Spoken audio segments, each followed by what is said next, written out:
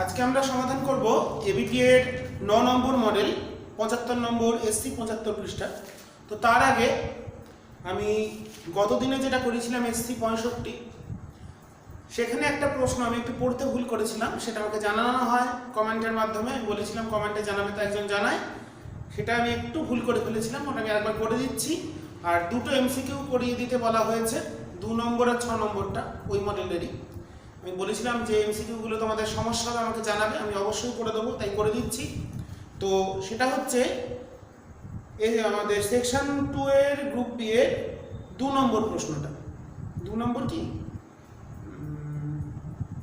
না, 2 নম্বর না, আমার হয়েছিল যেটা ভুল করতে 3-এর অথবাটা দেখবে। ওখানে আমি ধরেছিলাম, আমি চৌম্বক ভ্রামকের অনুপাত বার করেছি, এখানে বার করতে দিয়েছে প্রবাহ মাত্রার অনুপাত। আমি ধরেছিলাম হচ্ছে প্রবাহটা সমান চৌম্বক ভ্রামকের অনুপাত। কোশ্চেনটা আমি পড়তে ভুল করেছিলাম, তো যাই হোক আমি একবার করে দিই। এসসি 65 কোশ্চেন নাম্বার 3-এর অড।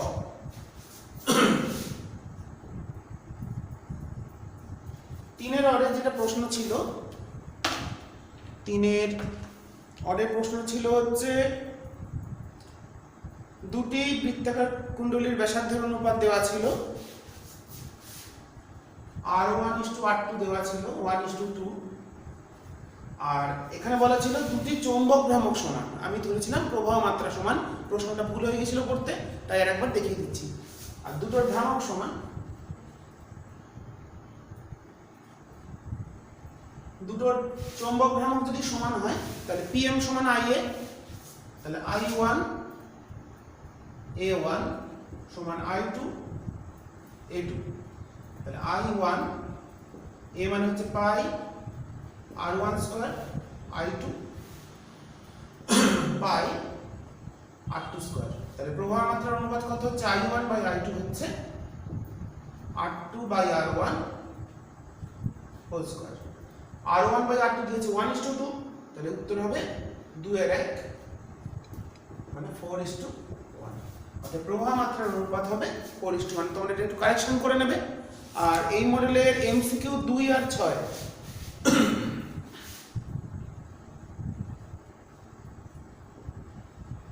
2 নম্বর এমসিকিউ দেওয়া হয়েছে এখানে।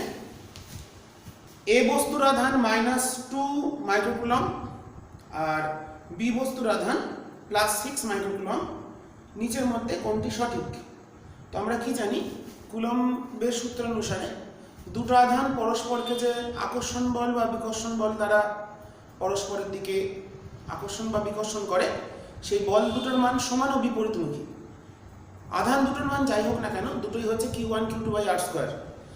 বল দুটোর মান সমান, তো এখানে আধান দুটো বলেছে কত কত -2 আর +6। সে আধানের মান যাই হোক না কেন, তারা পরস্পরকে তাহলে দুজন দুজনকে আকর্ষণ করবে। এ করবে বি কে আকর্ষণ নিচের দিকে, আবার বি করবে এ কে আকর্ষণ নিচের দিকে। তাহলে দুটো বলের মান সমান হলেও দিকটা কিন্তু উল্টো। মানে যদি আমরা ধরি এটা এ, এটা বি, এটা বলেছে -2, এটা +6, তাহলে এ কে এ নিচের দিকে টানবে একটা বল দিয়ে, আর বি কে টানছে নিচের দিকে আকর্ষণ করছে, আবার বি এ কে নিচের দিকে আকর্ষণ করছে। তাহলে অপশন কোনটা হলো? দুজন দুজনকে সমান বল দিয়ে আকর্ষণ করবে, কিন্তু সেটা বিপরীতমুখী। তাহলে অপশন হবে B. Option B is correct. FAB = FBA। Okay, দুজন দুজনকে একই বল দ্বারা আকর্ষণ করবে, কিন্তু তাদের অভিমুখটা পরস্পর বিপরীত। আচ্ছা, 6 নম্বর এমসিকিউতে বলেছে কি, ওই পেজেরই 6 নম্বর এমসিকিউ 68 মানে 65 এমসিকিউ বলছে কোন সুষম চৌম্বক ক্ষেত্রে সম ভরবেগ বিশিষ্ট একটি আলফা কণা একটি প্রোটন বৃত্তপথে ঘুরলে তাদের ব্যাসার্ধের অনুপাত কত? আমাদের ব্যাসার্ধের সূত্র কি জানি? R = mv/qb। তো mv টা তো ভরবেগ ওপরটা, তার মানে আবার চুম্বক ক্ষেত্রটা এক, তার মানে r যেটা হবে সেটা প্রপোর্শনালিটি হবে 1/q। যেহেতু এখানে ভরবেগটা সমান, mv টা সমান, আবার b টাও সমান, তাহলে ব্যাসার্ধের অনুপাত হবে আধানের ব্যস্তানুপাতিক। এবার কি কি বলেছে? আলফা আর প্রোটন, তাহলে r alpha by r proton হবে ব্যস্তানুপাতিক হলে তাহলে উপরে কি থাকবে q proton by q alpha. এবার একটা আলফার আধান আমরা জানি প্রোটনের আধানের দ্বিগুণ হয়, তাহলে এর আধান যদি আমরা কিউ ধরি তাহলে এর হবে হচ্ছে 2q, তাহলে 1/2। তাহলে ব্যাসার্ধের অনুপাত হলো অপশন কোনটা কারেক্ট 1/2, তাহলে আর আলফা বাই আর প্রোটন হলো 1/2, তাহলে অপশন সি ইজ কারেক্ট। ওকে, তো যে জিজ্ঞেস করেছিল আমার নামটা এই মুহূর্তে মনে নেই, তুমি দেখে নেবে, প্রথমেই করিয়ে দিলাম তার জন্য। এরপর আমরা চলে যাব আমাদের এসসি 75 পেজে। তাহলে যেটা আমি একটু পড়াতে ভুল করেছিলাম সেটা করিয়ে দিলাম, আর দুটো এমসিকিউ করিয়ে দিতে বলেছিলেন সে দুটো দেখিয়ে দিলাম। ঠিকঠাক আসছে? ক্লিয়ার? হ্যাঁ, ঠিক আছে।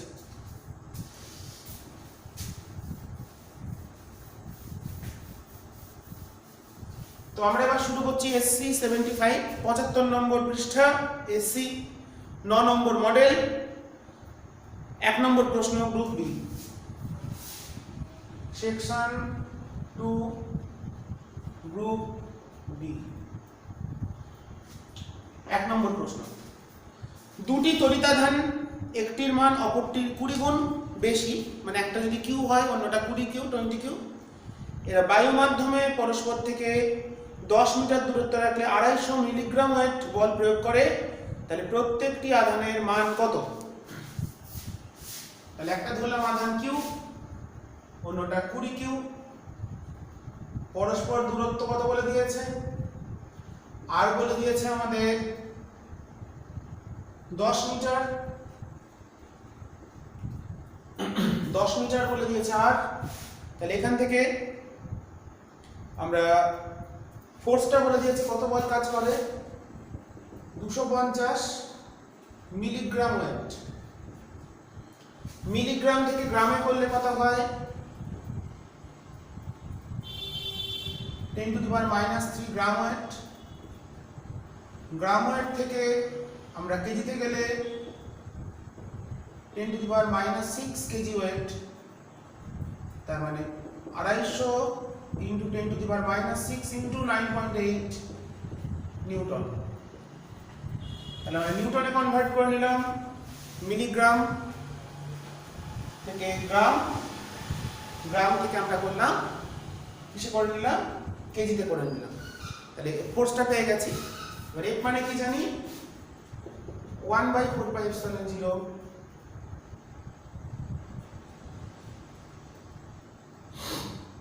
q1 q2 by r square. তাহলে এখানে কত চলে এলো, তাহলে ফোর্সটা চলে এলো, এটা আমাদের সূত্র। তাহলে এফ কত বেরিয়েছে, 250 × 10⁻⁶, 1/4πε0 মানে 9 × 10⁹, q1 q2 গুণ করলে হলো 20q স্কয়ার, আর কত দেওয়া আছে 10 মিটার মানে 10 স্কয়ার মানে 100। এখান থেকে আমরা কিউটা ক্যালকুলেট করে নেব কত আসছে, একটু সময় নিয়ে কিউটা ক্যালকুলেট করি। আমাদের এখানে কিউ এর মান চলে এলো 1.166, এখানে একটা 9.8 গুণ হবে, কিউটা চলে এলো 1.166 10⁻⁶ কুলম্ব, তার মানে 1.166 মাইক্রোকুলম্ব। তাহলে এটা যদি q1 বলি, আর দ্বিতীয় আধানে তাহলে কত, 20q, 20q তাহলে কত হবে * 20, 2 পয়েন্ট, মানে এটাকে আমরা এই দিয়ে গুণ করি, তাহলে হচ্ছে 23.33 মাইক্রোকুলম্ব। তাহলে দুটো আধানের মান আমরা পেয়ে গেছি, দুটো আধানের মান বার করতে বলেছিল সেটা আমরা করে দিয়েছি। তোমরা একটু ক্যালকুলেশনটা দেখবে, যদি কোনো জায়গায় ডাউট মনে হয় জিজ্ঞেস করে নেবে। আচ্ছা, পরের প্রশ্ন, একটি পরিবাহী ধারকত্ব 9 মাইক্রোকুলম্ব আধান এবং বিভব বেশ সাপেক্ষে, এর অর্থ কি? মানে ধারকত্ব মানে কি, কোন একটি পরিবাহীর বিভব একক পরিমাণ বৃদ্ধি করতে গেলে যে পরিমাণ আধান সঞ্চিত হয় সেটা হলো তার ধারকত্ব। তার মানে আমরা যদি বলি কোন একটি পরিবাহীর বিভব 1 ভোল্ট বৃদ্ধি করতে গেলে 9 মাইক্রোকুলম্ব আধানের প্রয়োজন। কোন একটি পরিবাহীর বিভব 1 ভোল্ট বৃদ্ধি করতে গেলে 9 মাইক্রোকুলম্ব আধানের প্রয়োজন হবে। এটা আমি লিখলাম না, তোমরা এটা শুনে লিখে নেবে। পরের প্রশ্নে যাব আমি এবার। এক একটা কমপ্লিট হলো। 2 কি দিয়েছে? পোটেনশিওমিটারের দুটি ব্যবহার লেখো। একটা হচ্ছে তড়িৎচালক বল নির্ণয়, কোষের অজানা কোষের তড়িৎচালক বল নির্ণয়, বিভব বিভাজক মানে পোটেনশিয়াল ডিভাইডার হিসেবে কাজ করতে পারে। বিভবকে আমরা ভেঙে প্রয়োজন মতো ব্যবহার করতে পারি যতখানি ভোল্টেজ দরকার। এছাড়া কি কোষের আভ্যন্তরীণ রোধ নির্ণয় করা। 3টে ব্যবহার করলাম। 1 নম্বর কি? অজানা কোষের তড়িৎচালক বল নির্ণয়। 2 নম্বর বিভব বিভাজক হিসাবে বিভব বিভাজক পোটেনশিয়াল ডিভাইডার। আর 3 নম্বর কি বললাম? কোষের আভ্যন্তরীণ রোধ নির্ণয় করতে কাজে লাগে।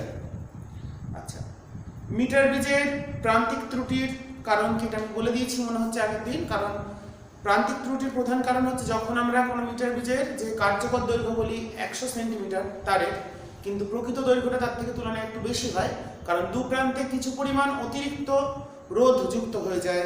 এই কারণেই এটাই হচ্ছে প্রান্তিক ত্রুটি, যেটাকে আমরা ল্যামডা এ আর ল্যামডা বি দিয়ে, তোমরা একটু ভিডিও ক্লাসটা ফলো করবে, মিটার ব্রিজের লাস্টের দিকে আমি আপলোড করেছি, এখন দেখতে পারো কিংবা বই থেকেও পড়তে পারো।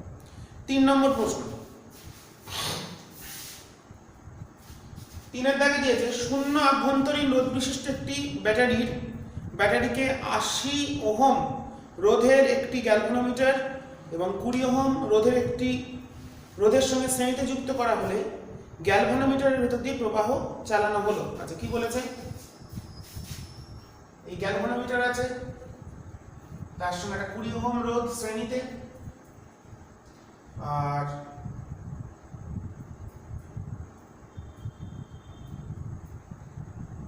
আচ্ছা এটা দিয়েছে হচ্ছে 80। আচ্ছা, শূন্য আভ্যন্তরীণ রোধের একটি ব্যাটারিকে 80 ওহম রোধের একটি গ্যালভানোমিটার এবং 20 ওহম রোধের একটি শ্রেণী সমবায় যুক্ত করে গ্যালভানোমিটারের মধ্যে দিয়ে প্রবাহ চালনা করা হলে একটা ব্যাটারি আছে, ব্যাটারির বিভব ভি, প্রবাহ চালনা করা হলো আই। লাইট এখানে কত আসছে আমরা হিসাব করে রাখি, যদি কাজে লাগে পরে V by 100, 80 plus 20 100, I equals to V by আর।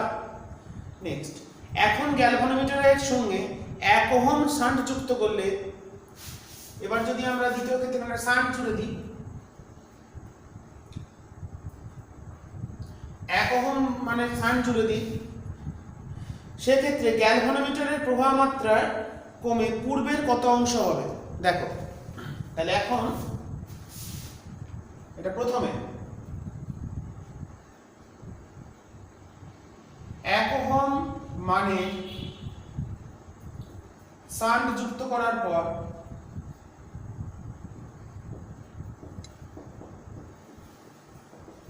প্রবাহ মাত্রা, মূল প্রবাহ মাত্রা, আমি এই ছবিটা এখানে আঁকছি না, এটাকে আরেকভাবে আঁকি তাহলে তোমাদের বুঝতে সুবিধা হবে। আমি আরেকবার ছবিটা আঁকছি, তোমরাও আঁকবে।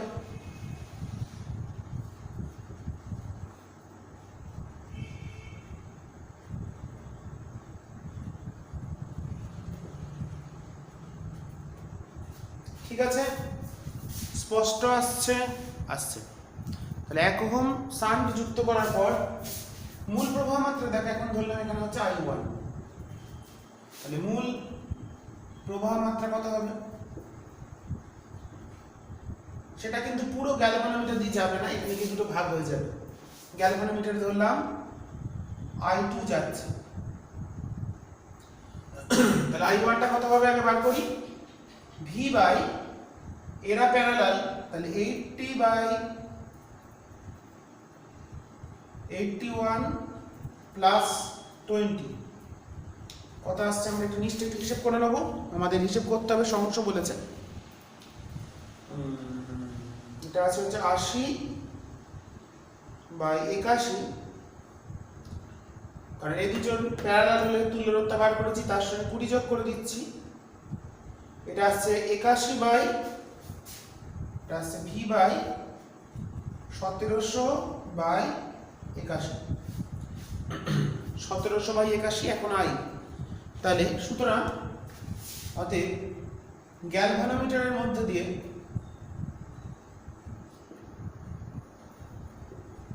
প্রবাহ মাত্রা কত ধরে নিয়েছি? দ্বিতীয় ক্ষেত্রে I2, এটা কত হবে? I1 ইন্টু কত হবে 1/81, তাহলে সেটা কত I1 টা কত 81 V/1700 ইন্টু 1/81 মানে V/1700। আগে যাচ্ছিল কত, আগে পুরোটাই যাচ্ছিল, এখন যাচ্ছে এটা। সুতরাং I2 সমান আসছে I/17। তাহলে প্রথম ক্ষেত্রে যখন 1 ওহম শান্টটা যুক্ত করিনি তখন গ্যালভানোমিটারে যে প্রবাহ যাচ্ছিল তার তুলনায় 1/17 গুণ বা 1/17 তার 1/17 অংশ শান্ট যুক্ত করলে গ্যালভানোমিটারের মধ্যে দিয়ে প্রবাহ মাত্রা যাবে। প্রশ্ন ছিল কি, এখন গ্যালভানোমিটারের সঙ্গে 1 ওহম শান্ট যুক্ত করলে গ্যালভানোমিটারের মধ্যে দিয়ে প্রবাহ মাত্রা কমে পূর্বের কত অংশ হবে। তাহলে পূর্বের কত অংশ হলো 1/17 অংশ। আশা করি ক্লিয়ার। ওকে, তো দেখতে থাকো এবং সলভ করতে থাকো। আমি এমসিকিউ গুলো বললে করাবো, বড় প্রশ্ন সব করিয়ে দেবো। আচ্ছা, নেক্সট রামান ক্রিয়া কি এটা জানো তোমরা, ব্যতিচার অপবর্তনের পার্থক্য, থিওরি গুলো নিজেরা পড়বে। তারপর একটা বাইনারি যোগ আছে, যোগটা আমি দেখিয়ে দিই।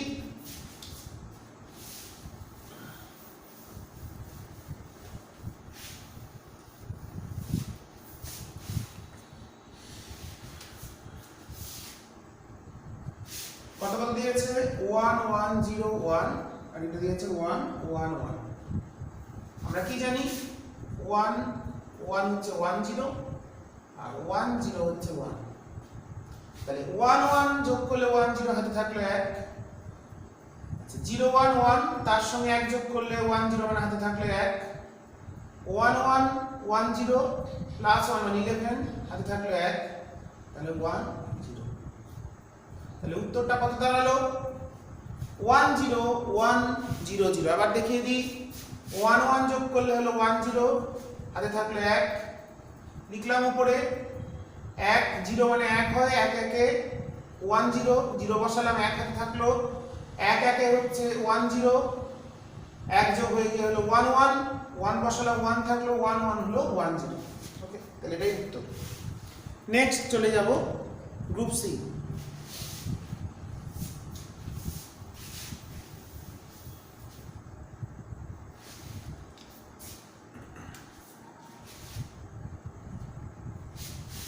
গ্রুপ সি 6 নম্বর প্রশ্ন। গাউসের সূত্রের সাহায্যে কোন তড়িতাহিত পরিবাহীর নিকটবর্তী বিন্দুতে তড়িৎ ক্ষেত্র নির্ণয় করো। একটা সমতল পাত ধরে নিয়ে করবে, সিগমা বাই এপসাইলন 0 প্রমাণটা করবে। আমার ভিডিও ক্লাস ফলো করতে পারো। অন্তরিত ছাতেরটা, অন্তরিত গোলককে তড়িতাহিত করলে তার ধারক হিসেবে গণ্য করা যায়, ব্যাখ্যা করো।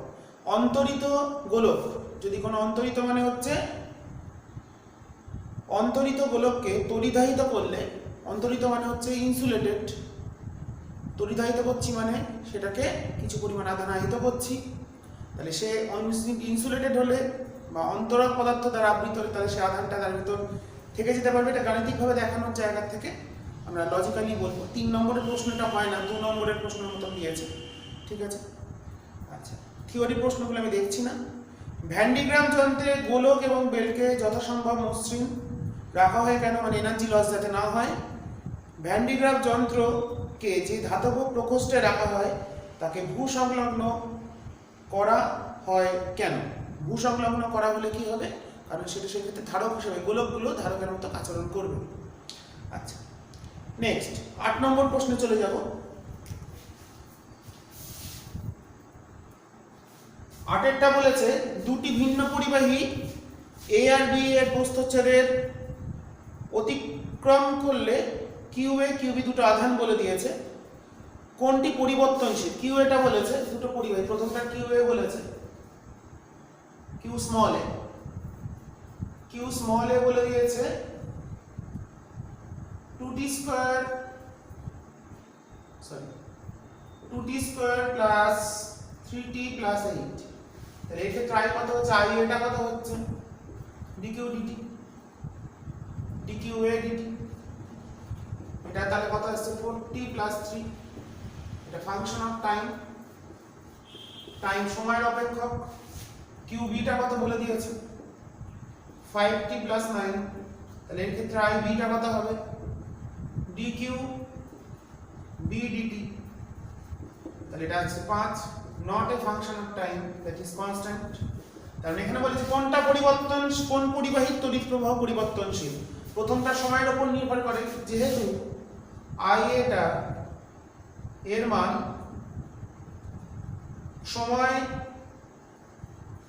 সময়ের অপেক্ষক, সুতরাং এটি পরিবর্তনশীল।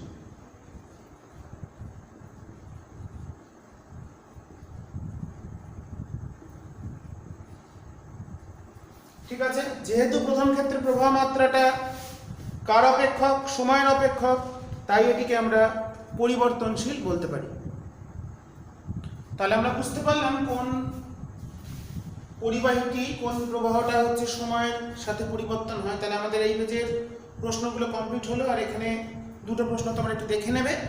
একটা, তাহলে কি ভেন ডি গ্রাফের ক্ষেত্রে গোলক বেলটা মসৃণ কেন করা হয় বলে দিলাম। ওখানে দুটো কারণ, একটা হচ্ছে এনার্জি লস, একটা হচ্ছে তড়িৎ মোক্ষণ যাতে না হয়। আর যন্ত্রটাকে ভূসংলগ্ন করা হচ্ছে, কারণ বাইরে দেখবে এটাকে ভূসংলগ্ন করা থাকে, তাহলে সেক্ষেত্রে ওটা অনেকটা ধারকের মতন আচরণ করে। বড় গোলকটা ভেতরে রেখে ওখানে বিভিন্ন ফ্রিয়ন, নাইট্রোজেন গ্যাসগুলো থাকে ভেতরে, তোমরা দেখবে। ওটা তোমরা তোমাদের ছায়াপ্রকাশনী বা সাথী পাবলিকেশনের যে বই আছে ওখানে পড়বে, পেয়ে যাবে ডিটেলসে।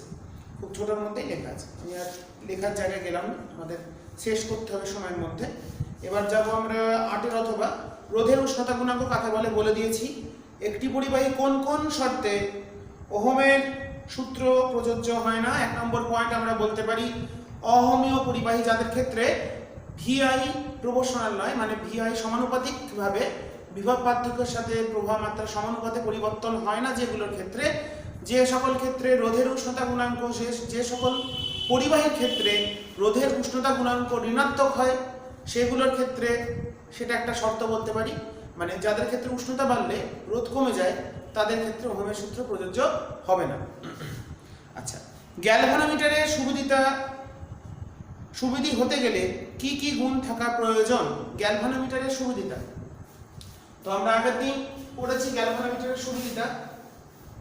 তো সেখান থেকে আমরা ব্যাখ্যা করতে পারি। কোশ্চেন নাম্বার 9,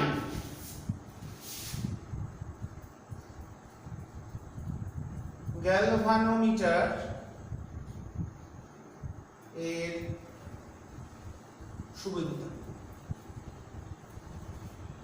সুবিধা মানে কি জানি, সামান্য প্রবাহের পরিবর্তনের জন্য যদি বিক্ষেপটা খুব বেশি হয়ে যায়, মানে খুব সামান্য প্রবাহের জন্য বিক্ষেপটা খুব বেশি হবে, মানে d থিটা di মানে bNA/c, বা এটা হচ্ছে প্রবাহ সুবিধিতা।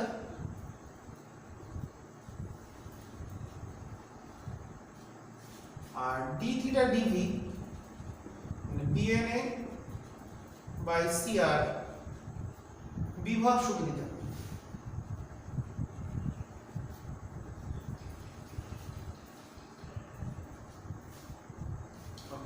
তো এই দুটো থেকে বলে যে কি কি ভাবে কি কি গুণ থাকতে হবে।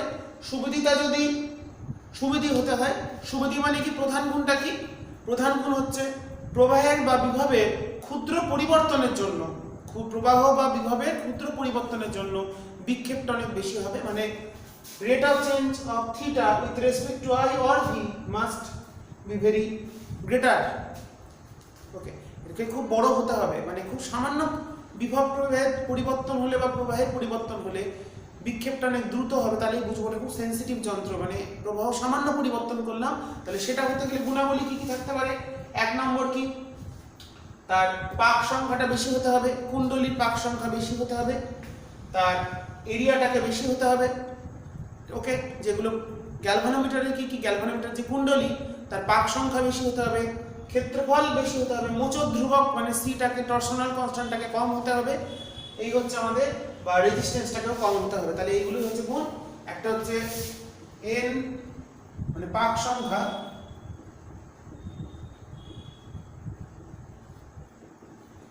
বেশি, সুবিধি হতে গেলে ক্ষেত্রফল মানে কুণ্ডলীর ক্ষেত্রফল, আর্মেচার কুণ্ডলী যেটা, কুণ্ডলীর ক্ষেত্রফল বেশি হতে হবে। আচ্ছা, মোচড় ধ্রুবক মানে টরশনাল কনস্ট্যান্ট কম হতে হবে আর রোধ কম হতে হবে। এই চারটে যদি গুণ হয় তাহলে সেই ক্ষেত্রে ক্ষুদ্র প্রবাহের পরিবর্তনের জন্য বা বিভবের পরিবর্তনের জন্য বিক্ষেপ কোণ অনেক বেশি হবে, অর্থাৎ কারেন্ট সেন্সিটিভিটি আর ভোল্টেজ সেন্সিটিভিটি দুটোই খুব বেশি হবে এবং সেটাকে আমরা সুবিধি বলে ডাকতে পারবো। 3 নম্বরের নয়, এটা 2 নম্বরের প্রশ্নের থেকে বেশি কিছু লেখার নেই। 9 অথবা অ্যাম্পিয়ারের পরিক্রমণ উপপাদ্যটি লেখো। একই প্রশ্ন বারবার দিয়েছে, গ্যালভানোমিটারের প্রবাহ সুবিধিতা বিভব সুবিধিতা কাকে বলে? খুব একটা ভালো কোশ্চেনে একই টাইপের প্রশ্ন। ওকে, তো তোমরা দেখে নেবে প্রবাহ সুবিধিতা বিভব সুবিধিতা আগের পৃষ্ঠের পেজে মানে 65 পেজে আমি পড়িয়েছিলাম মনে হচ্ছে এদের মধ্যে। আচ্ছা, পরেরটা চৌম্বক ভেদ্যতা চৌম্বক গ্রাহিতার প্রবণতা বা চৌম্বক গ্রাহিতার সম্পর্ক কি? Mu r equals to 1 plus k বা এক্স সম্পর্ক স্থাপন করবে। আচ্ছা, 10 অথবা বায়োসাভার্টের সূত্র প্রয়োগ করে বৃত্তাকার পরিবাহী লুপের অক্ষের ওপর অবস্থিত বিন্দুতে চৌম্বক ক্ষেত্র নির্ণয় করে, এটা দেখিয়ে দিই। এটা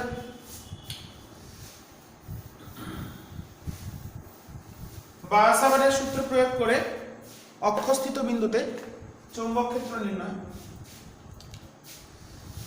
এটা হচ্ছে কত? 10 অথবা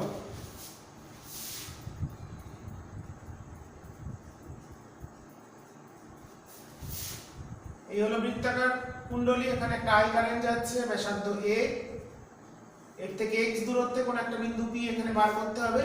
এখানে একটা ছোট্ট ডিএল নিলাম আমরা, ডিএল এর দিকেটা, আর এইটা হচ্ছে এই বিন্দুর সাপেক্ষে এখানে ফিল্ড বার করব, তাহলে এটা হচ্ছে r। ডিএল এর মধ্যবর্তী কোণটা হচ্ছে থিটা, থিটাটা এখানে π/2। ডিএলটা যদি এখানে নিতে হয়, আমি শর্টে দেখাচ্ছি, সেই ক্ষেত্রে এখানে হতো এটা r, তাহলে এখানে সেটাও কিন্তু এটাও π/2। এবার আমাদের বি কোন দিকে হয়? ডিএল ক্রস আর, তাহলে এই বিন্দুতে বিটা হবে এদিকে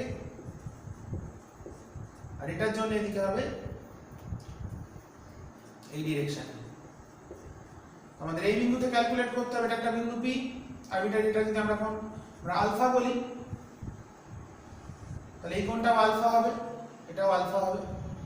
তাহলে দেখতেই পাচ্ছি আমরা এখানে রেজাল্ট্যান্টটা হচ্ছে dB sin alpha towards x Axis.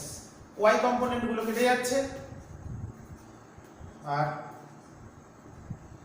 X কম্পোনেন্টটা থেকে যাচ্ছে, তার মানে অক্ষের উপর কোন বিন্দুতে পি বিন্দুতে এখানে যে ফিল্ড ক্যালকুলেট করলাম B at P, that is integration total cycle 0 to 2 pi a db sin alpha।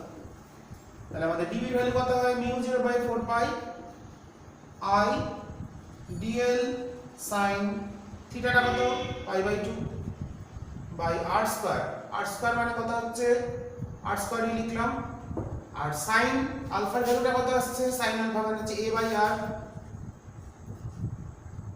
Integration 0 to 2 pi a, এর চলে এলো mu 0 i a/r3 4 pi r3, আর dl কে ইন্টিগ্রেট করলে পাচ্ছি 2 pi a, তাহলে চলে এলো mu 0 i square by 2 into a square plus x square whole to the power 3/2।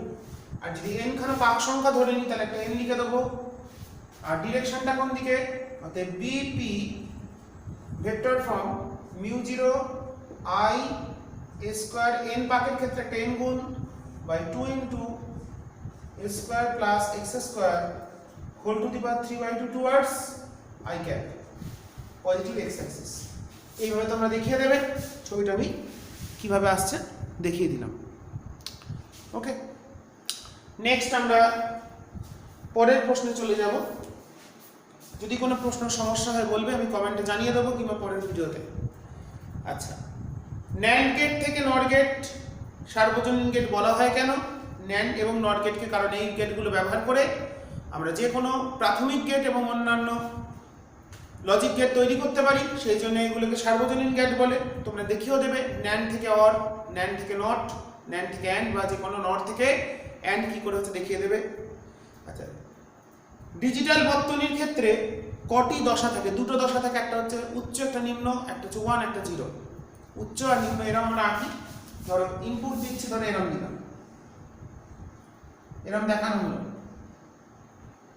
এটা হচ্ছে 0 স্টেট, এটা হচ্ছে 1 স্টেট, দ্যাট ইজ পজিটিভ। এটাকে বলা হয় পজিটিভ লজিক। এটা হচ্ছে হায়ার, এটা উচ্চ যদি ধরি, আর এটা হচ্ছে নিম্ন। দুটো স্টেট বা দুটো দশা, higher state, this is positive logic. Digital বর্তনীর ক্ষেত্রে একটাকে উচ্চ অবস্থা মানে ইনপুট, যদি আউটপুট পাওয়া গেলে 1 আর আউটপুট পাওয়া না গেলে 0, মানে উচ্চ হচ্ছে 1 মানে আউটপুট পাওয়া গেছে উচ্চ, আর 0 মানে হচ্ছে নিম্ন। তো এটাকে ক্ষেত্রে দুটো লজিক থাকে, একটাকে বলে পজিটিভ, একটা নেগেটিভ। আর পজিটিভটা হচ্ছে আমাদের নেগেটিভ লজিকের ক্ষেত্রে আমরা উল্টো ধরি, 0টাকে ধরি উচ্চ আর 1টাকে ধরি নিম্ন। আচ্ছা, আমরা পজিটিভ লজিক দিয়ে সবসময় কাজ করব। আচ্ছা, নর গেট এর প্রতীক অঙ্কন করে এবং বুলিয়ান সমীকরণ সত্য সারণী পারবে করতে। আলোর ব্যতিচার বলতে কি বোঝো? সংজ্ঞা আমরা কি জানি? কোন সুসংগত উৎস থেকে দুটো, যদি আমরা তরঙ্গ, দুটো সুসংগত উৎসের ওপর যদি কোনো দুটো বিন্দুকে তরঙ্গ হিসেবে ধরে নিই, বা কোনো তরঙ্গ মুখের বিভাজন এটা হলো, আবার বিস্তার বিভাজন করেও করা হয়। তো যাই হোক, দুটো আলোক তরঙ্গ যাদের মধ্যে একটি নির্দিষ্ট দশা সম্পর্ক আছে, অর্থাৎ তারা সুসংগত, এইরূপ দুটি তরঙ্গ যখন মাধ্যমের কোনো অংশে উপরিপাতিত হয়, তখন যে লব্ধি তরঙ্গ পাওয়া যায়, সেই লব্ধি তরঙ্গের তীব্রতার পর্যায়ক্রমিক হ্রাস এবং বৃদ্ধি লক্ষ্য করা যায়। এই ঘটনাকেই বলা হচ্ছে আলোর ব্যতিচার। এটা মনে রাখতে হবে, এই যে ব্যতিচার ঘটছে সেটা নির্ভর করছে কার উপর? এই যে দুটো তরঙ্গ, তাদের মধ্যে যে দশা পার্থক্য, সেই দশা পার্থক্যের উপর নির্ভর করে। দশা পার্থক্যটা পর্দার নির্দিষ্ট বিন্দুতে নির্দিষ্ট হয়, কোন একটা নির্দিষ্ট বিন্দু, যেমন কেন্দ্রে 0 দশা পার্থক্য যদি দুটো স্লিট ধরে নেওয়া হয়, ইয়ং এন্ড ডি রেখাচিত্র পরীক্ষায় তোমরা দেখেছ। তো এটাকে বলা হচ্ছে আলোর ব্যতিচার। স্থায়ী ব্যতিচারের শর্ত কি? উৎসগুলোকে সুসংগত হতে হবে, ল্যামডাকে কনস্ট্যান্ট হতে হবে, বিস্তারকে সমান বা প্রায় সমান হতে হবে। এগুলো বইতে সব পেয়ে যাবে। আচ্ছা, লেন্সের মুখ্য ফোকাস কাকে বলে? খুবই সহজ প্রশ্ন।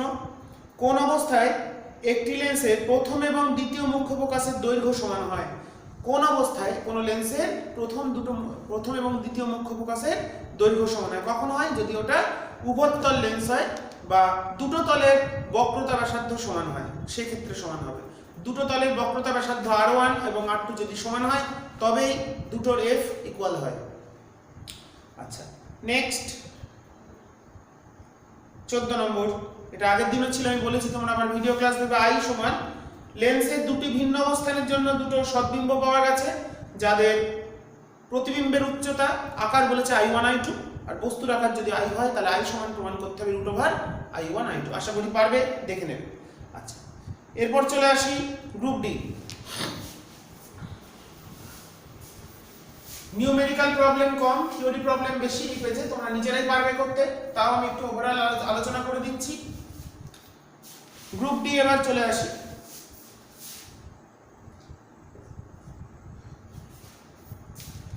আচ্ছা, গ্রুপ ডিতে কি বলেছে? যদি অঙ্ক থেকে করাবো অবশ্যই, যেগুলো আছে করিয়ে দিতে হবে। আচ্ছা, গ্যালভানোমিটার ব্যবহার করে সান্টের ক্রিয়া ব্যাখ্যা করো। সান্ট জানো, গ্যালভানোমিটারের সাথে একটি নিম্নমানের রোধকে যুক্ত করা হয় সমান্তরাল সমবায়ে, যাতে করে গ্যালভানোমিটার অতিরিক্ত প্রবাহজনিত ত্রুটির বা ক্ষতির হাত থেকে রক্ষা পায়। এবং শান্টের ভ্যালুটা কথাই S = G/I/IG - 1। ওকে, আমি একটু ছোট্ট করে দেখিয়ে দিই। এই হলো গ্যালভানোমিটার, তার সঙ্গে শান্ট করা আছে। এখান দিয়ে I কারেন্ট পাঠাচ্ছি, এখান দিয়ে IG যাচ্ছে, তাহলে এখান দিয়ে যাচ্ছে I - IG। তাহলে এই ক্ষেত্রে এই হলো শান্ট। শান্ট সুবিধা কি? গ্যালভানোমিটারের সঙ্গে শান্ট যুক্ত করলে বেশি প্রবাহ পাঠাতে পারছি। শান্ট না থাকলে আমরা কত পাঠাতে পারবো? IG, ম্যাক্সিমাম IG পারবো। শান্ট যুক্ত করলে কত পাচ্ছি? I বেড়ে গেছে, বেশ কিছুটা বেড়েছে। I must be greater than IG। আইটা অবশ্যই IG থেকে বড়, তবেই ওটা বাকিটা এখান দিয়ে পাস করে যাচ্ছে, দ্যাট ইজ বিকল্প পথ বা প্যারালাল পথ, যেটা শান্টের মানে, শান্ট মানে কি প্যারালাল পাথ বা বিকল্প পথ, বিকল্প পথ করে দিয়েছি প্রবাহটা যাওয়ার জন্য, এখানে একটা রাস্তা করে দিচ্ছি, এটাকেই শান্ট করা বলছে। ওকে, তাহলে শান্টের ভ্যালুটা তোমরা এখান থেকে বার করবে, কারণ এটা খুব সহজ ব্যাপার। এরা কিসে আছে, এই দুটো সার্কিট গ্যালভানোমিটারের সঙ্গে শান্টটা প্যারালালে, এটা প্যারালালের ক্ষেত্রে এটা হচ্ছে কত নম্বর প্রশ্ন, 15 এ প্যারালাল আছে, প্যারালাল মানে V constant, that is IR constant, that is IG into G সমান I minus IG into S। তাহলে এখান থেকে S চলে এলো G by I by IG minus 1 বা G by N minus 1। তাহলে শান্ট ব্যবহারের ফলে প্রবাহ মাত্রা কত গুণ বৃদ্ধি পেল, N গুণ বৃদ্ধি পেল, এটাকেই বলা হচ্ছে শান্টের ক্ষমতা। এনটাকে বলা হচ্ছে শান্টের ক্ষমতা বা পাওয়ার অফ শান্ট, বা একটাও নাম আছে অ্যামমিটারের পাল্লা, এন কে বলা হয় অ্যামমিটারের পাল্লা। ওকে, আচ্ছা বি 15 বি বলছে কারশফের সূত্রদ্বয় বিবৃত করো পারবে, এর মধ্যে কোনটি শক্তি সংরক্ষণ নীতি মেনে চলে, দ্বিতীয় সূত্রটি শক্তির সংরক্ষণ নীতি মেনে চলে। 15 অথবা ই তড়িৎচালক বল এবং আর আভ্যন্তরীণ রোধের বাহ্যিক রোধে যুক্ত করা হলো, সর্বোচ্চ উৎপন্ন তাপ কখন সর্বোচ্চ হবে, এটা হচ্ছে তোমরা তড়িৎ শক্তি তড়িৎ ক্ষমতা থেকে যে ভিডিওটা আমার আছে রিসেন্ট আমি আপলোড করেছি, তোমরা একটু দেখে নেবে। সর্বোচ্চ ক্ষমতা সরবরাহের নীতি এখানে যেটা দিয়েছে 15 অথবা হচ্ছে কি, আমি লিখে দিচ্ছি 15 কত দাগ, এটা অথবা এ, এটা হচ্ছে সর্বোচ্চ ক্ষমতা সরবরাহের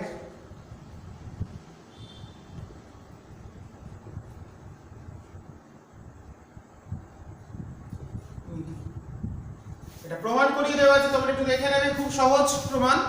কারেন্টটা যেখানে ম্যাক্সিমাম হবে সেটা বার করব, পাওয়ার ম্যাক্সিমাম, ক্ষমতা কখন সর্বোচ্চ হবে, বাহ্যিক রোধে ব্যয়িত ক্ষমতা R = R হলে।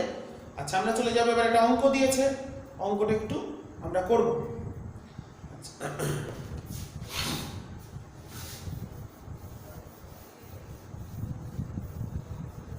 তাহলে সর্বোচ্চ ক্ষমতা সরবরাহের নীতি, এটা তোমরা একটু দেখে নেবে, ঠিক আছে।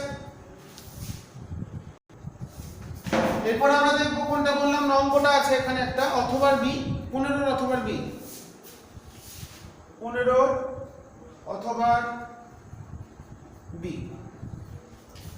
15 অথবা বিতে কি বলেছে, 0.5 ওহম রোধের একটি সরবরাহ লাইনের মাধ্যমে 250 ভোল্ট বিভব পার্থক্যে 15 কিলোওয়াট ক্ষমতা পাঠানো হচ্ছে, সরবরাহের কাম্য দক্ষতার কত শতাংশ।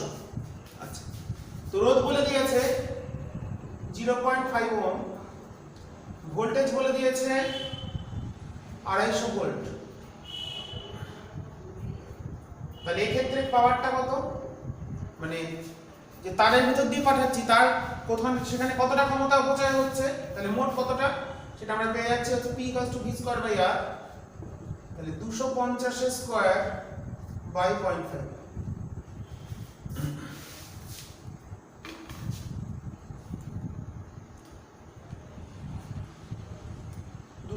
স্কয়ার ভাগ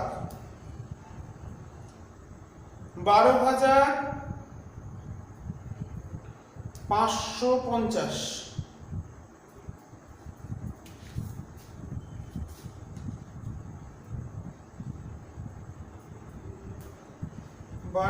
না ক্ষমতার একটা কি দিয়ে দিয়েছে, পাওয়ার দিয়েছে, এখানে কথা পাওয়ার দিয়েছে 15 কিলোওয়াট।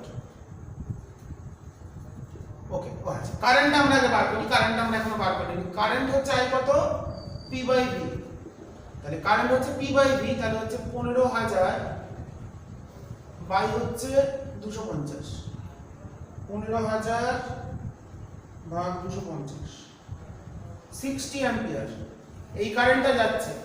তারের ভিতর দিয়ে প্রবাহটা যেতে গেলে তার জন্য কিছুটা ক্ষমতা অপচয় হবে, সেটা আমরা বার করছি। তাহলে অতএব সরবরাহ লাইনে, অতএব সরবরাহ লাইনে ব্যয়িত ক্ষমতা সরবরাহ লাইনে 15,000 ওয়াট পাঠাচ্ছে, কিন্তু সোর্স থেকে কি এই ওয়াটটাই পাঠাচ্ছে সেটাকে বোঝো। সোর্স থেকে যত ক্ষমতা আমরা পাঠাচ্ছি তার মধ্যে 15,000 ওয়াট পৌঁছচ্ছে, তাহলে নিশ্চয়ই তারের ভেতর দিয়ে যাওয়ার জন্য কিছুটা ক্ষমতা অপচয় হবে। অপচয় হওয়ার পর 15,000, তাহলে মোট কতটা পাঠাচ্ছি সেটা আমরা কি করে বার করবো? তাহলে সরবরাহ লাইনে ব্যয়িত ক্ষমতা কত? I স্কয়ার কত কারেন্ট ইনটু R, তাহলে আসছে 60 স্কয়ার মানে 3600 ইনটু 0.5, তাহলে আসছে এটা 1800। তাহলে এই ওয়াটটা লস হচ্ছে তারের ভিতর দিয়ে যাওয়ার জন্য। তাহলে মোট কতটা? তাহলে সোর্স, এইটা হচ্ছে সোর্স, এখানে আমরা পাঠাচ্ছি, এখান থেকে কত পাঠাচ্ছি? এখানে পৌঁছেছে কত? 15 কিলোওয়াট, মানে 15,000 ওয়াট পৌঁছাচ্ছে। আর এখান থেকে তাহলে মোট কত পাঠাচ্ছি? 15,000 প্লাস 1800। এই ওয়াটটা আমরা পাঠাচ্ছি, তার মধ্যে ওটা পৌঁছলো, কারণ তাহলে এখানে কিছুটা নষ্ট হয়েছে। অতএব এফিসিয়েন্সি, কর্মদক্ষতা তাহলে কত? আউটপুট, এটা হচ্ছে আউটপুট, এটা ইনপুট, তাহলে আউটপুট কত? 15,000, ইনপুট কত করছি? 15,000 প্লাস 1800 ইন্টু 100।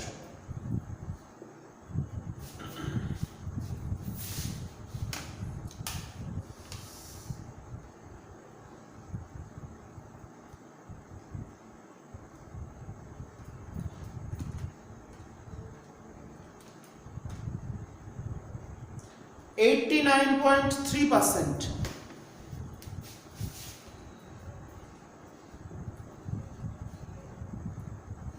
ব্যাপারটা বোঝো। সোর্স থেকে তাহলে মোট কত ওয়াট পাঠাচ্ছি? 15,000 ওয়াট তো পাঠাচ্ছি, তাছাড়া এক্সট্রা 1800 ওয়াট পাঠাচ্ছি, কারণ এই 1800 ওয়াটটা এই তারের ভিতর দিয়ে প্রবাহের জন্য, এখানে যে আই প্রবাহ যাচ্ছে সেই প্রবাহের জন্য কিছুটা ক্ষমতা ব্যয়িত হচ্ছে। তাহলে মোট কতটা পাঠালাম? 15,000 ওয়াট প্লাস 1800, তার মধ্যে এখানে পৌঁছলো এটা, দ্যাট ইজ দি আউট, এটা আমরা পেলাম আউটপুট। কত ইনপুট করেছিলাম?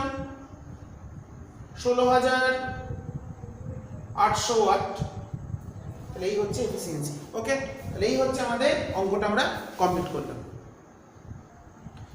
নেক্সট আমরা চলে যাব পরের প্রশ্নে। 15 নম্বর প্রশ্ন কমপ্লিট হলো, 15 অথবা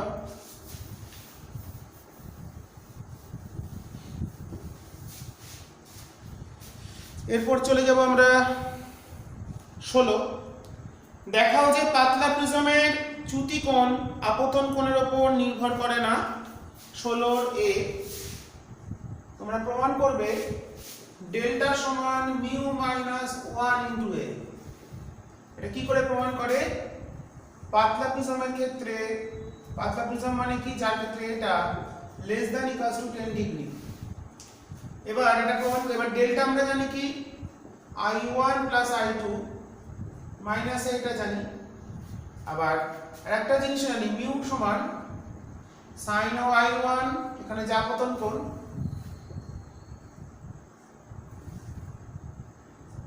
I1 I2 R1 R2 this is A, আর এখানে কি জানি? A সমান হয় R1 প্লাস R2। দেখো A যদি ক্ষুদ্র হয়, এটা যেহেতু 10 ডিগ্রি সমান বা ছোট, তাহলে আর গুলো নিশ্চয়ই ছোট, আর এর দুটোর যোগফল তে। তাহলে এখানে আমরা লিখতে পারি sign I1 by sine R1 সমান sign I2 by sine R2।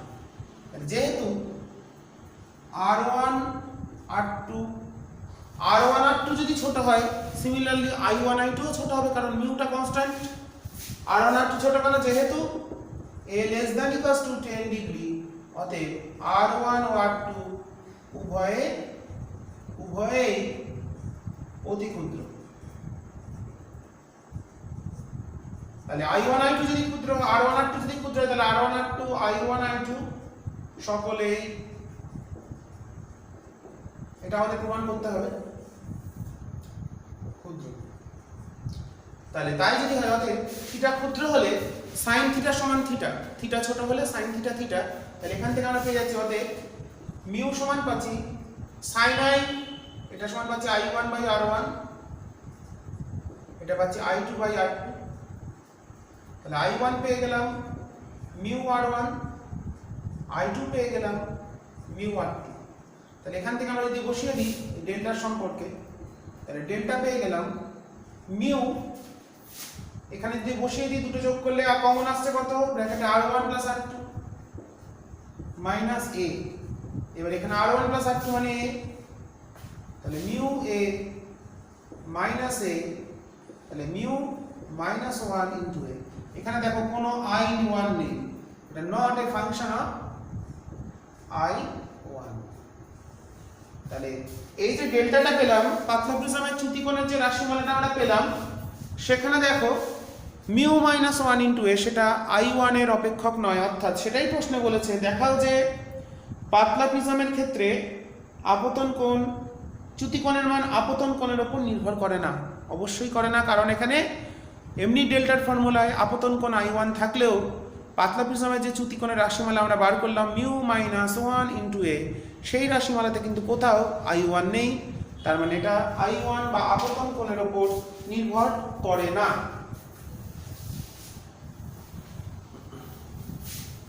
চলে যাই পরের প্রশ্ন কি বলেছে দেখি।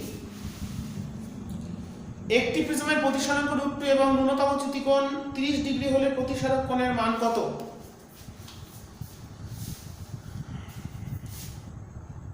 16 বি মিউ বলে দিয়েছে √2 আর ন্যূনতম চ্যুতিকোণ বলে দিয়েছে ডেল্টা এম বলে দিয়েছে কত, 30 ডিগ্রি।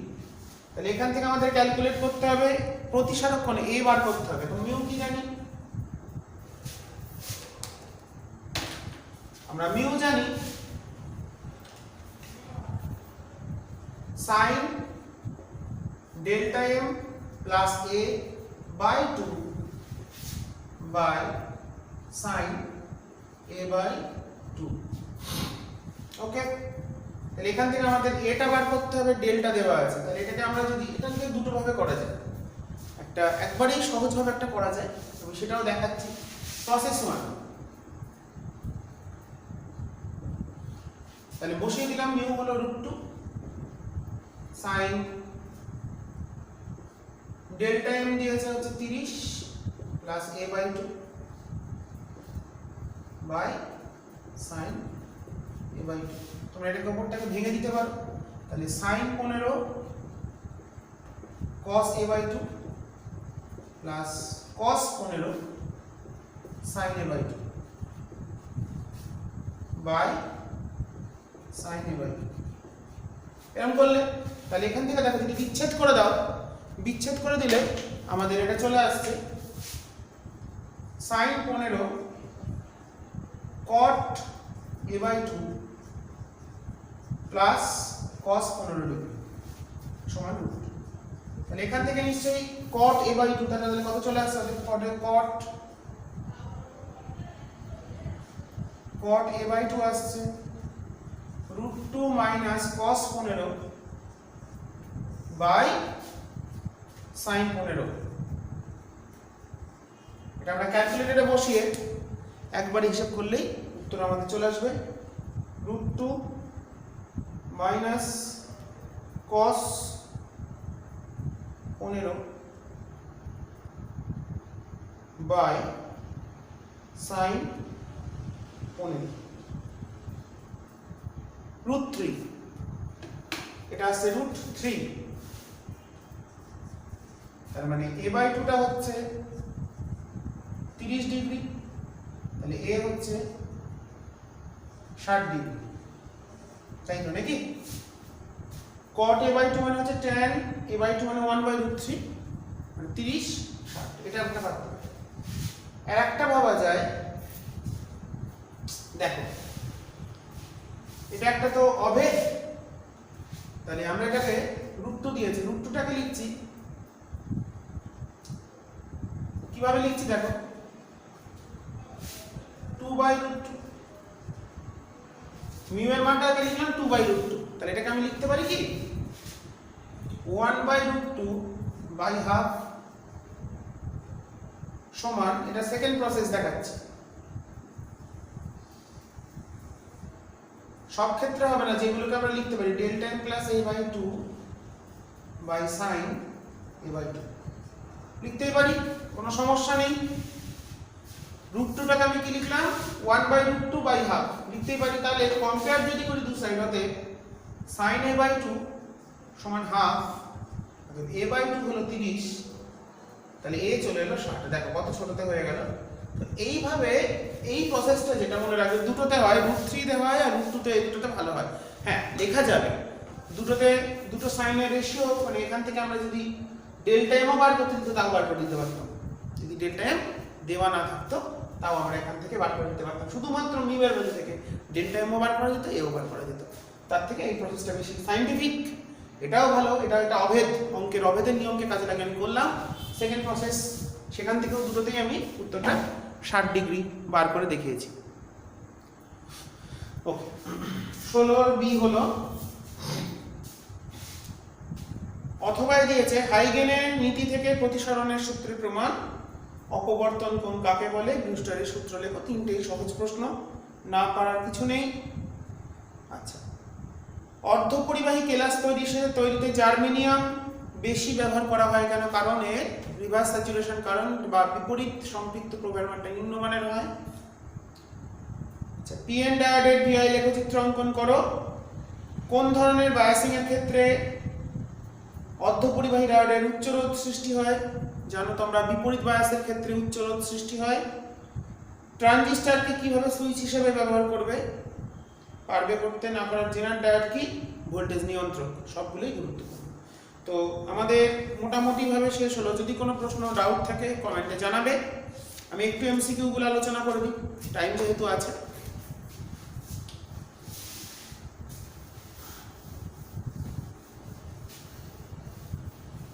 আমাদের ভিডিওর টাইমটা তুলনামূলক কম সময় আমরা শেষ করে ফেলেছি, কারণ নিউমেরিক্যাল প্রবলেম কম ছিল।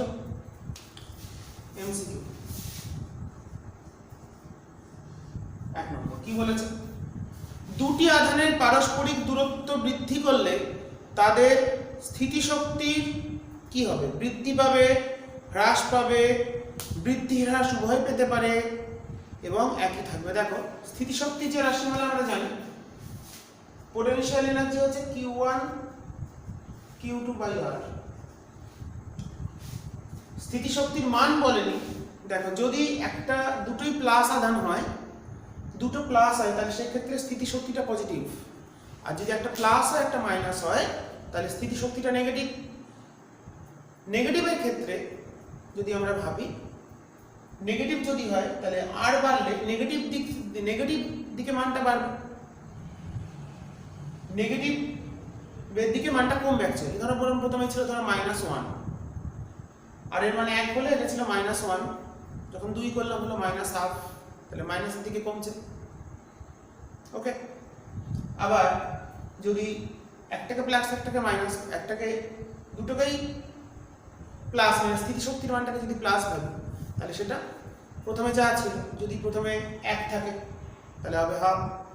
তাহলে আলটিমেটলি যদি দুটোকে আমরা, তাহলে এটাকে যদি পজিটিভ ভাবি, যদি ইপিটা গ্রেটার দ্যান 0 হয়, মানে স্থিতিশক্তিটা ধনাত্মক হয়, তাহলে সেক্ষেত্রে আর বাড়ালে স্থিতিশক্তি কমবে, কারণ ভাগ হচ্ছে। ভাগ হলে পজিটিভ দিক মানে কি? প্রথমে ধরো বেশি ছিল, 10 ছিল, 10 থেকে 2 কমতে থাকে, তাই তো। আবার আর মাইনাসের দিকে যদি কমে, মাইনাসের দিকে কমে মানে কিন্তু বাড়ে। ধরো ছিল প্রথমে -10, সেখান থেকে 1 ছিল, যখন ছিল তখন ছিল বলতে -10। আর ইপি যদি নেগেটিভ হয়, মানে দুটোই প্লাস বা দুটোই মাইনাস, তার ক্ষেত্রে পজিটিভ হবে। আর এর ক্ষেত্রে একটা প্লাস একটা মাইনাস যদি হয়, তাহলে নেগেটিভ হবে। তার ক্ষেত্রে যদি আর বাড়ে, দূরত্বটা বাড়ে, তাহলে স্থিতিশক্তির মানটা কমবে কিন্তু ঋণাত্মক দিকে বাড়বে। ধরো -10 ছিল, যখন 2 হলে কত হবে? বাই 2 মানে -5, মানে মানটা পজিটিভের দিকে সরছে। তার মানে উভয় হতে পারে। তাহলে দূরত্ব বাড়লে স্থিতিশক্তি বাড়তেও পারে, কমতেও পারে। Option C. আমার যুক্তি অনুসারে এটা আমি আমার মনে হলো এটা। আচ্ছা, 2 নম্বর, একটি সমান্তরাল পাত ধারকে সমান্তরাল পাত দুটির মাঝে k = 2 ধারকত্ব বিশিষ্ট তেল দ্বারা পূর্ণ করা হলো। আচ্ছা, যদি পাত দুটির তেলের মধ্যে মাঝে রাখা না হয়, বুঝলাম না এখানটা কি বলেছে, একবার পড়ি। একটি সমান্তরাল পাত ধারকের ধারকত্ব সমান্তরাল পাত দুটির মাঝে k = 2 পরাবৈদ্যুতিক ধ্রুবক বিশিষ্ট তেল দ্বারা পূর্ণ করা হলো। আচ্ছা, সেটির ধারকত্ব হয় c। আচ্ছা, যখন ধারকত্ব, বুঝলাম এবার, হ্যাঁ, যখন মাধ্যমটা দেওয়া হলো তখন ধারকত্ব c হলো, মানে দ্বিগুণ, মানে ধরো প্রথমে যা ছিল ধারকত্ব, মাধ্যম দিয়ে ধারকত্ব বৃদ্ধি পায়। তাহলে যখন মাঝে তেলের ভিতর রাখা হবে তখন ধারকত্ব কত হবে? অর্ধেক হয়ে যাবে, c/2। তাহলে অপশন বি। কারণ কি জানি ধারকত্ব কাকে বলে, ডাইইলেকট্রিক কনস্ট্যান্ট কাকে বলে? ধারকের পাত দুটির মধ্যবর্তী স্থানে কোনো যদি পরাবৈদ্যুতিক ধ্রুবক দ্বারা প্রতিস্থাপিত করা হয় তাহলে তার ধারকত্ব যত গুণ বৃদ্ধি পায়। তাহলে কে এর মানটা 2 বলেছে, তাহলে প্রথমে যদি c, যখন তেলটা ছিল না তখন ধারকত্ব তাহলে কত ছিল, যদি x ধরি, তাহলে পরে কত হয়েছে 2x, 2x = c। তাহলে c 2x = c হলে তাহলে c কত ছিল, c/2। নেক্সট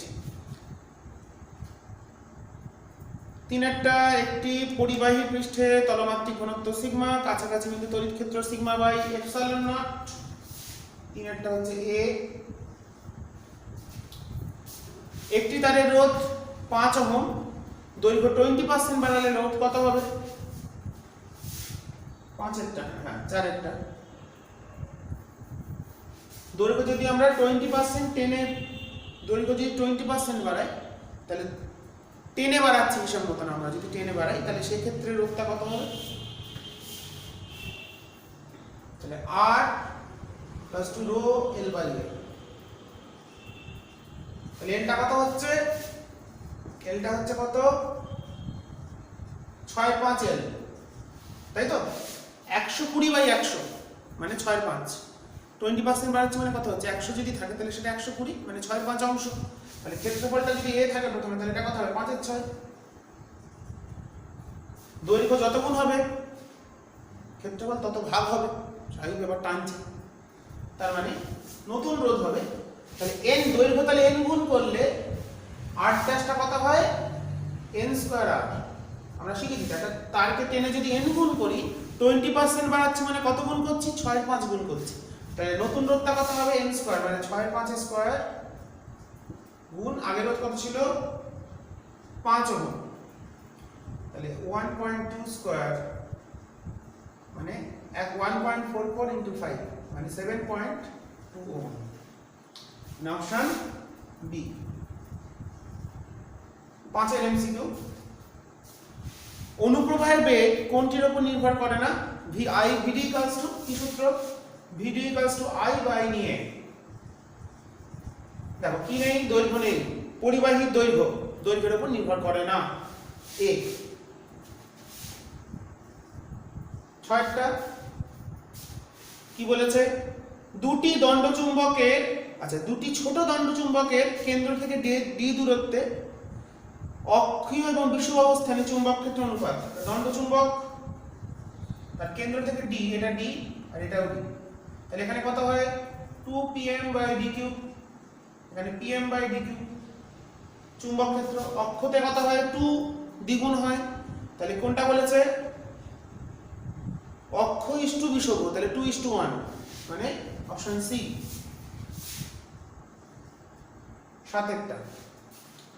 7টা কি বলেছে? ইস্পাতের চেয়ে কাঁচা লোহার, ইস্পাতের চেয়ে কাঁচা লোহার ক্ষেত্রে চৌম্বক প্রবণতা, ইস্পাতের চেয়ে কাঁচা লোহা, আমরা ইস্পাত দিয়ে কি করি? কাঁচা লোহা করি হচ্ছে তড়িৎ চুম্বক, প্রবণতা বেশি হবে। কাঁচা লোহার কোর ব্যবহার করি। আর স্থায়ী চুম্বকের ক্ষেত্রে আমরা মানে ইস্পাত সহজেই চুম্বকিত হয়ে যায়, সরি কাঁচা লোহা, কিন্তু ইস্পাত হতে চায় না, ঠিক আছে? ধারণ, আর ইস্পাতের ধারণ ক্ষমতাটা বেশি, এর প্রবণতা বেশি। কাঁচা লোহা হচ্ছে, এখানে প্রশ্ন কি দিয়েছিল? প্রবণতা, মানে সহজেই, মানে তড়িৎ চুম্বক করতে গেলে আমি কারেন্ট পাঠালাম সঙ্গে সঙ্গে ওটা ম্যাগনেটাইজড হয়ে গেল, কারণ প্রবণতাটা বেশি হবে। বি। যদি কোনো প্রোর এমসিকিউ ডাউট থাকে আমাকে জিজ্ঞেস করবে, হতেই পারে ডাউট। আচ্ছা, হীরের উজ্জ্বলতা বেশি, আভ্যন্তরীণ পূর্ণ প্রতিফলন বা প্রতিসরাঙ্ক বেশি, কি কি দিয়েছে? এই ক্ষেত্রে আভ্যন্তরীণ পূর্ণ প্রতিফলন হয়, অপশন ডি। আচ্ছা, 9 নম্বর। 9 নম্বর কি বলেছে? না, এটাই তো 9 নম্বর হলো, এটা বাদ দিলাম মনে হচ্ছে। কোনটা? 7এরটা। ও, 8এরটা হচ্ছে ইস্পাত। যা, 8এরটা বি, এটা ভুল আর বাদ দিয়েছি। 6এরটা কি ছিল? 6এরটা হয়েছিল আমাদের ম্যাগনেট।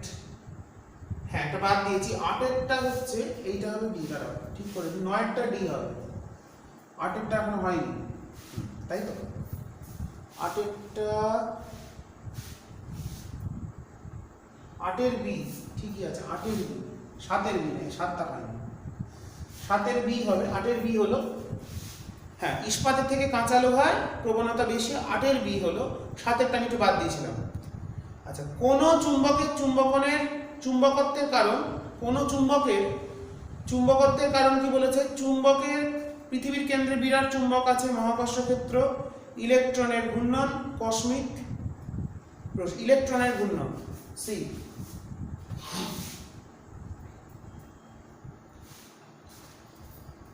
সাতেরটা হচ্ছে সি, ইলেকট্রনের ঘূর্ণনের জন্য চুম্বকত্ব আমরা জানি। আচ্ছা, 9 হয়ে গেছে আমাদের। 10, সংকট কোণ এবং প্রতিসরাঙ্ক sin θ c = 1/μ। sin θ c মানে অপশন বি। 10এরটা হচ্ছে অপশন বি, মানে sin θ c আমরা জানি = 1/μ, তাহলে θ c সমান হবে sin ইনভার্স 1/μ, মানে অপশন বি। 10এরটা হলো বি। আচ্ছা, কোনটি বিচ্ছুরক মাধ্যম নয়? কোনটি বিচ্ছুরক মাধ্যম নয়? কি কি বলেছে? কোনটার ভেতর আলোর বিচ্ছুরণ ঘটে না কেন? জল, কাঁচ, গ্লিসারিন। জল বলেছে, কাঁচ বলেছে, গ্লিসারিন আর বায়ু বলেছে। বায়ু হবে এখানে। বায়ু মাধ্যমে বিচ্ছুরণ তো অবশ্যই ঘটে, কিন্তু সেক্ষেত্রে এই কটা মাধ্যমের ক্ষেত্রে জলের মধ্যেও বিচ্ছুরণ ঘটে, অবশ্যই ঘটতে পারে। কাঁচে তো ঘটেই। গ্লিসারিন, বায়ু আমরা বলতে পারি। এই কটার মধ্যে শূন্য মাধ্যমে ঘটে না, সেটা ধরা পারে শূন্য বা বায়ু, মানে অপশন সি হবে এখানে। 11, এটা শূন্য মাধ্যম দিলে ভালো হতো, দেয়নি। 12 নম্বর। 12 নম্বর কি বলেছে? যে অপদ্রব্য, একটু মুছে দিই এখানটা। কি বলেছে? যে অপদ্রব্য জার্মেনিয়ামের সাথে যুক্ত হয়ে এন টাইপ মানে হচ্ছে pentavalent arsenic, nitrogen, phosphorus, arsenic, antimony, bismuth, pnictogen, তাই তো? Nitrogen, phosphorus, arsenic, antimony, bismuth. Iodine দিয়েছে, ইন্ডিয়াম দিয়েছে, অ্যালুমিনিয়াম দিয়েছে। না, এগুলো অ্যালুমিনিয়াম, ইন্ডিয়াম তো হচ্ছে আমাদের 13 নম্বরে আছে পর্যায় সারণীতে। তাহলে এখানে আর্সেনিক হবে। আর্সেনিক হচ্ছে পঞ্চযোজী, পেন্টাভ্যালেন্ট, নিক্টোজেনের। তাহলে এন টাইপের ক্ষেত্রে আর্সেনিক মানে হচ্ছে 12 সি।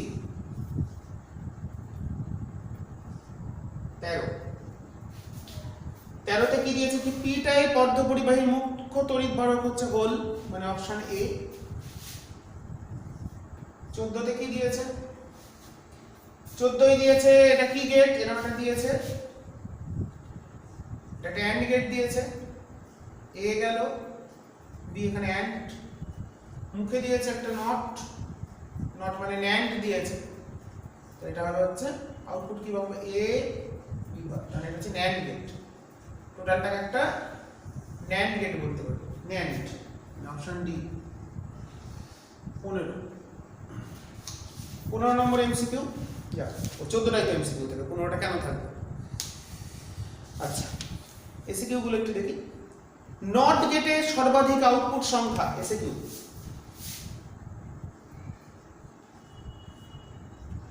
নট গেটের সর্বাধিক আউটপুট,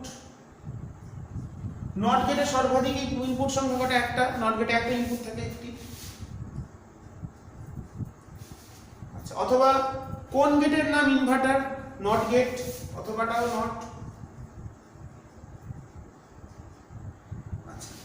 কোন মাধ্যমের পরম প্রতিসরাঙ্ক কি 1 হতে পারে? কোন মাধ্যমের পরম প্রতিসরাঙ্ক অবশ্যই পারে, বায়ু বা শূন্য মাধ্যমের পরম প্রতিসরাঙ্ক 1 হতেই পারে। আচ্ছা, দুটি সুসংগত উৎস থেকে নির্গত আলোর বিস্তার a হলে উজ্জ্বল আলোর প্রাবল্য কত হবে? আচ্ছা, কত নম্বরটা? দুয়েরটা কি উত্তর বললাম আমি? শূন্য মাধ্যমে পরম প্রতিসরাঙ্ক 1।